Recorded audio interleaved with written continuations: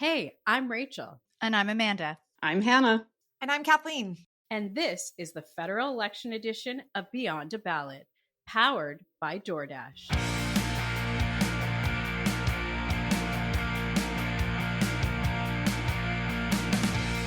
Welcome to Beyond a Ballot. I'm Hannah Thibodeau, and it is Monday, March 31st. We are in week 2. New tariffs could hit on Wednesday, and all campaigns seem to be on edge today. So let's start with Liberal leader Mark Carney.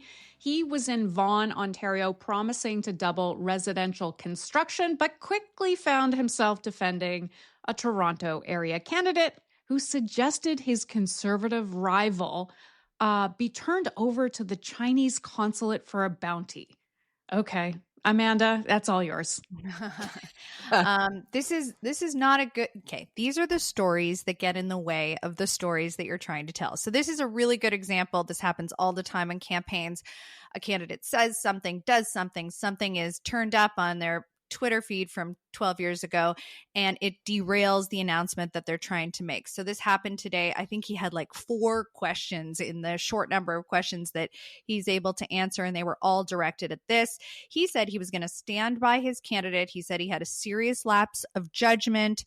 He said that it was a teachable moment and it's time to move on. The other party leaders responded. They did not like his reply. So I think he's going to be dogged by this one, probably today, maybe even tomorrow. This one might follow him around for a while. What about the announcement? Okay, sorry. The announcement. Thank you. I'm so glad I get to talk about that.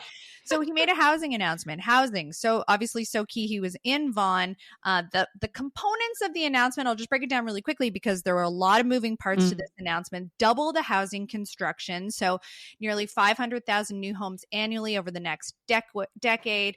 Build the BCH, which was the Build Canada Homes, which would provide $25 billion in financing. And that would be for prefabricated home builders to build those prefab homes to get homes built quickly, which I thought was innovative and really interesting. And also really an emphasis on using Canadian tech resources like timber and lumber. We know how important it is to direct our dollars into those resources.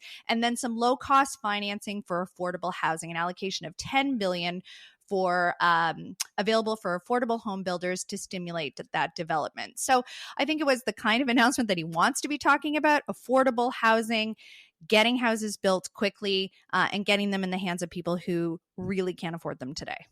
Pierre Poilievre chose Canada's most tariff-exposed city. And I bet you're all going, what city might that be? Yeah. And it's interesting. It's St. John, New Brunswick.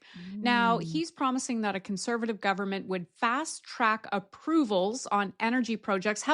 However, there was a little bit of an issue for him today, too. He completely ducked that question that we saw all weekend. People were talking about the turmoil in his campaign. Rachel Siegel, it's all yours.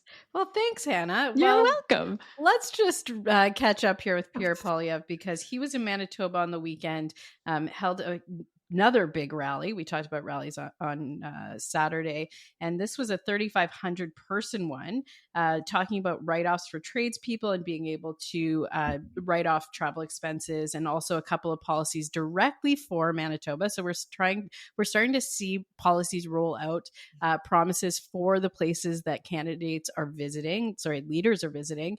Today, like you said, he's in New Brunswick talking about Canada First Energy Corridor. And that is the fast tracking of infrastructure projects across Canada, and really transporting our own resources to the world by being able to bypass the United States. Why is that important? For context, in 2024, Canada exported 98% of crude oil to the United States.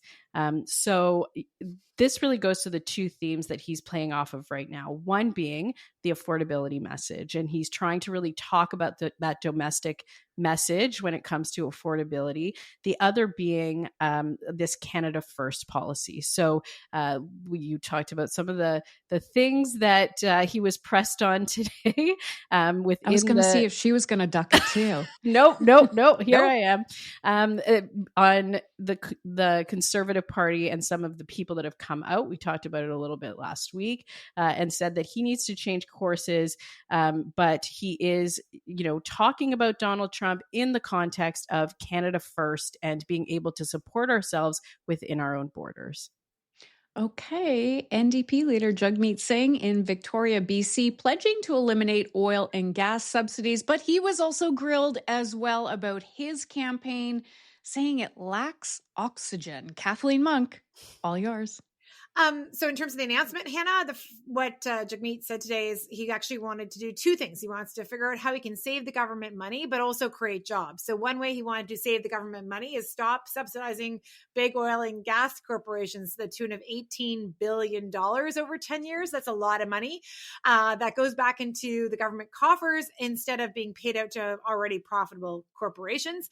And instead, he wants to reuse just a bit of that money, around $3.3 million, to help Canadians retrofit their homes to make them more energy efficient. This would create a lot of jobs and also some energy savings to save more people money in their pocket, including, as New Democrats are always focused on those who need the help most, and that being those who are low-income households, actually with 2.3 million low-income households, money going to them with grants and low-interest loans to help them cut their energy bills, save some money, hopefully up to $4,500 per year for some families. So that's a significant savings.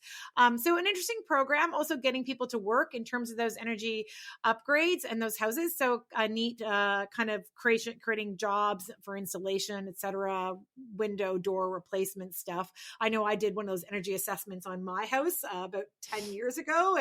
And I was told by the energy assessor that I had a holy mess of a house, that I had to do all these things. So I did my work of insulating and that kind of stuff then. But yeah, that was Jagmeet's announcement today on the trail. And happy to do my campaign call it whenever. Whoa, whenever you're ready. She still didn't respond to how he was asked repeatedly about how the numbers for the campaign are kind of in the dumps. I'm happy to take that on. Yeah, sorry. Good. I just really thought you wanted us to do the announcement first and then kind of get into the dialogue. Oh, no, but if you want to throw double barrel, if you want to do double barreled, I can barrel today. For sure.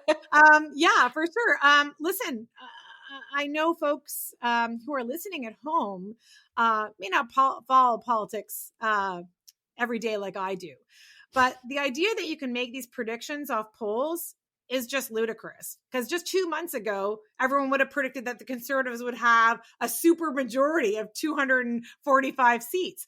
Even just a few weeks ago in my province where I live in Ontario, people were predicting that the New Democrats there in their fight against Doug Ford, the Conservative premier, would lose opposition status, would lose their seats, would not even maybe make party status. All of that turned out to be not true. So when you look at national polls, and maybe this is something we could take up later, Hannah, as a topic, but national polls don't actually reveal or tell the story of local realities, because there are local politicians that have been running in particular regions or areas who work hard for their constituents, not just getting them passports and helping them with EI, but actually doing the hard work, sometimes on citizenship, on getting benefits, you name it. And they are well-beloved people in their community. So particularly when it comes to New Democrats candidates, which are different than other party candidates, I must say, they often come up through the community network. They work at, local food banks or in local community associations. And so they have a real tie to the community. So they're well loved. People like Don Davies, Peter Julian, Lindsay Matheson here in Ontario, others. There's just no way that they can be off, but they're also not being represented because we are not looking at hyper local polls. When you poll nationally across the whole country, it tells a very different story than when you poll in regions. All right, fair enough. I did double barrel the questions, so our campaign call outs have to be fast today. Amanda, you're first. Okay, so it's one thing if you're getting tomatoes thrown at you from the other parties. It's another if it's happening inside your own party. My campaign call out is for the Conservative Party and the infighting that is taking the headlines by storm. So all weekend, we saw all kinds of reports. Infighting, dysfunctional, poor planning, a reliance on the small inner circle, a focus on minor issues instead of the big issues. A lot of this directed at campaign director Jenny Byrne. And I think that this one, listen, we know that when it starts to fall apart at the seams, that whole thing can rip wide open. So I am watching, waiting with bated breath to see where this one's going to go. Rachel, you're next. Oh, I have a couple today. One is for Mark Carney and his decision to keep Paul Chiang as the candidate for Markham Unionville, and just how that seems to be the focus of the entire campaign right now. And I'm not sure why he's not getting rid of this candidate, but it just keeps hurting him. And so for us, the Conservatives, that's a good thing. The other one is for Jagmeet Singh for being in British Columbia, because I've been watching 338 Canada and some of their polling, although I take your point about local polling, Kathleen. But this is a province that is staunchly NDP. We have a provincial NDP government. We have a lot of NDP seats here. And it's looking like they could potentially be down to one seat in British Columbia after this right now. Yeah, I think it's my seat, actually. It's my local MP, and that's Don Davies, like you mentioned. But good for Jagmeet for being here, especially because he's running in a British Columbia riding that he's barely been in. So yay, Jagmeet, for coming to BC. 30 seconds for you, Kathleen. A quick And I retort got there. balloons on my Yeah, screen. where did those come from? We have around 13 seats, I think, in the province, and there's no way New Democrats are going down to one, but good wishful thinking. I'll just quickly react and not do a pile on Rachel in terms of the Conservative mudslinging that's happening in their war room, but I will point to something fun that, we should consider doing on a topic on another show is photo ops. So I also have no life.